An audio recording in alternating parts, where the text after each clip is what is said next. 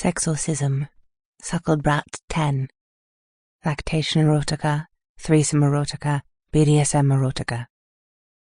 Written by Millie King. Narrated by Edie Olliver. Sexorcism, Suckled Brats 10. I didn't know what had gotten into me. It was tough to pinpoint the exact moment that I started to lose my mind, but it felt like it definitely started after we moved house. There was just something about our new home that gave off a strange vibe. Things wouldn't stay where you left them, rooms fluctuated wildly in temperature, and breezes ran through the corridors with all the windows closed. It was just bizarre. It rarely gave off an unsettling vibe. Nevertheless, we ploughed on. Mom and Dad went straight back to work and would help me decorating whenever they could. I barely left the house in those opening few weeks, and the place started to consume me. It was my dad who first noticed the change. He said I'd seemed distant and unfocused. Mom, too, said she thought my body had changed. She said my breasts had gotten bigger, and it was hard to disagree. By the second month, I was bedbound.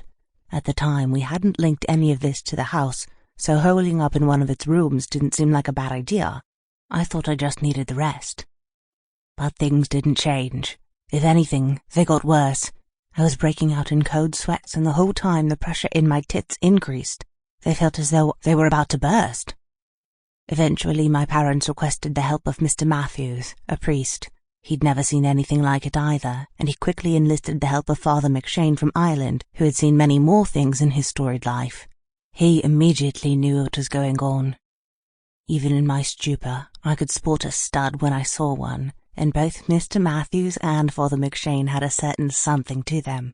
Father Ian was well-built and had a command about him that I didn't get from 19-year-old guys my own age. He just seemed so alpha, you know? Him and Mr. Matthews were like no man I'd ever met before, and they were in very close contact with me all of a sudden. Has to be an exorcism, he insisted one day in his Irish twang. I stared at the both of them from my bed as they surveyed me. What do you suggest? Mr. Matthews asked. I wonder, Father McShane said. He moved around the bed and I followed him with my eyes. I remember wanting to speak to him, but I couldn't convince my mouth to form the words.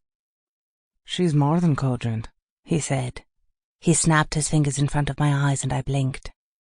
My tits, I burst suddenly.